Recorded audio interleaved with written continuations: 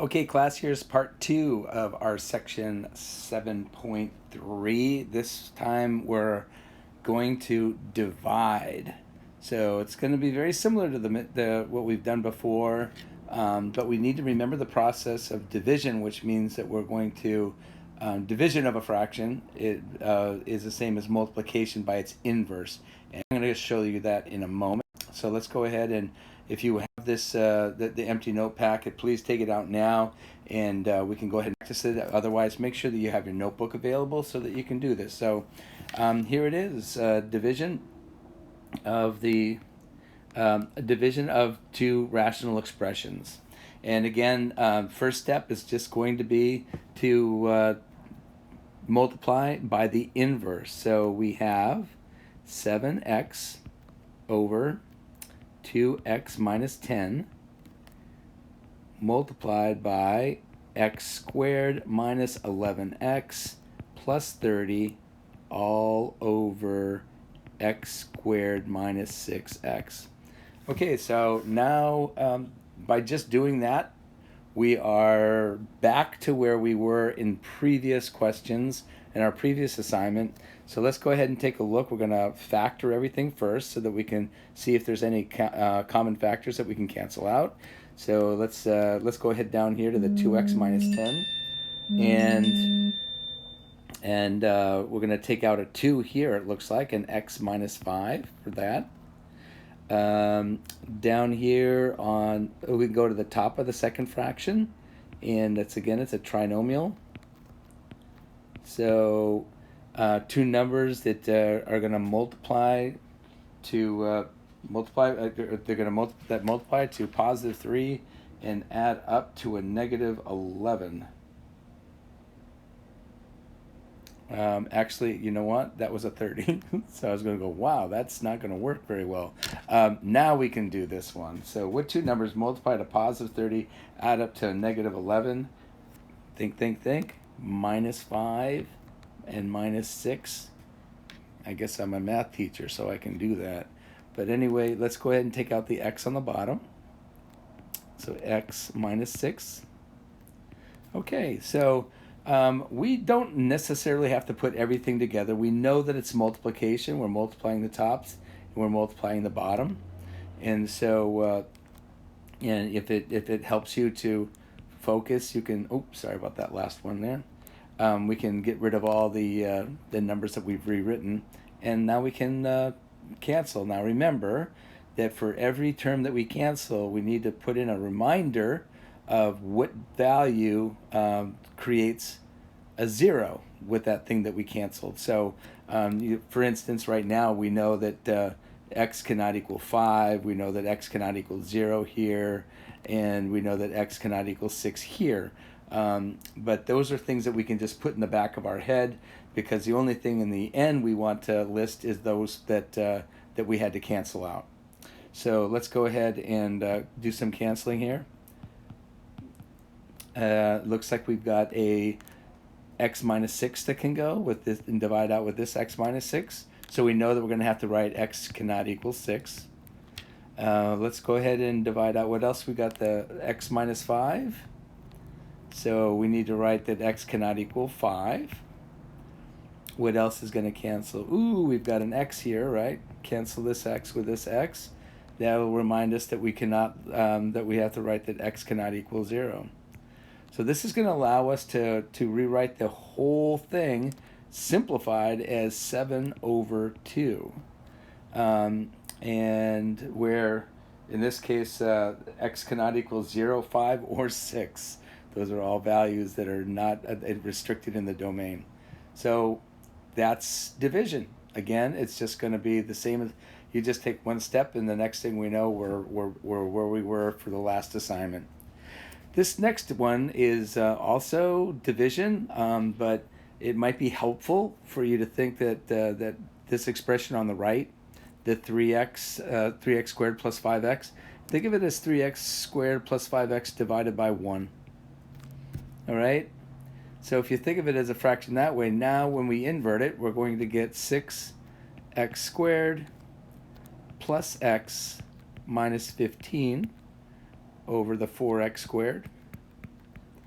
And if you want to save time, sometimes people do the factoring on that next step.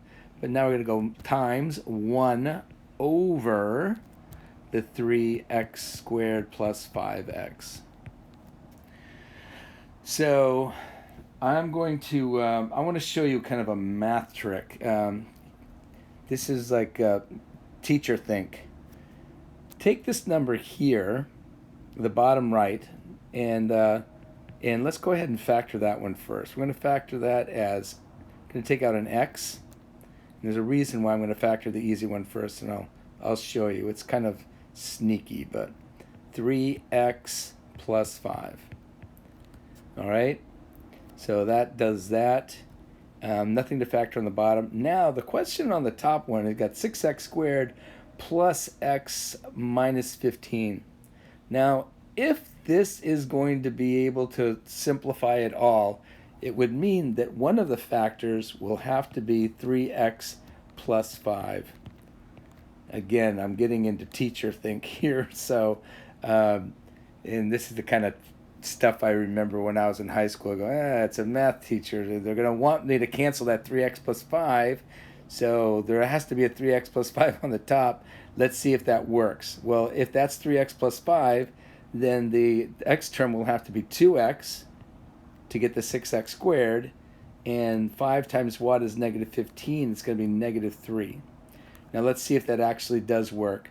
What we do is we multiply the outside terms and the inside terms and see if they add up to plus x. So the outside gives me negative 9. The inside gives me positive 10. Negative 9 and positive 10 is exactly 1x. Yes, it worked. So anyway, not an easy one to factor, but you know how this book works. So now we need to reduce. And in this case, we're going to be able to get rid of the 3x plus 5. Now, this one is a little tricky. It might go, well, what is going to be the restriction on x? What we can do is an old trick we use when we solve quadratics. We can just say 3x plus 5 cannot equal 0. Right? 3x plus 5 cannot equal 0 because we cannot have a 0 in the denominator. So let's go ahead and figure out what that x cannot equal. I subtract 5 from both sides. 3x cannot equal negative 5 divided by 3, and I get x cannot equal negative 5/3.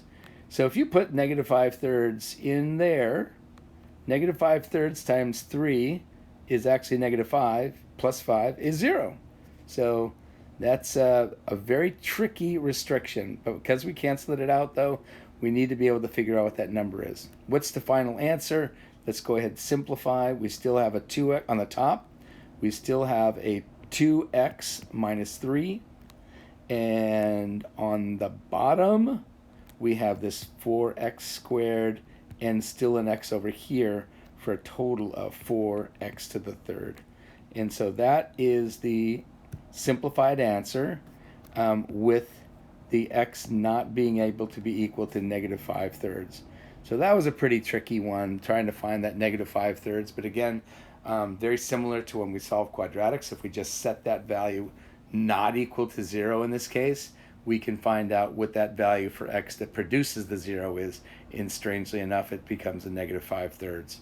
And that's pretty much it, people. I know this wasn't a very, very long video, but it should be enough information for you to be able to solve the problems in the homework. Before we do that, though, let's go ahead and try these two problems here as practice. And what I would like you to do is go ahead and pause. We're going to pause, and then when you've done practicing number 8 and number 9, unpause and see how you did. So give it a shot.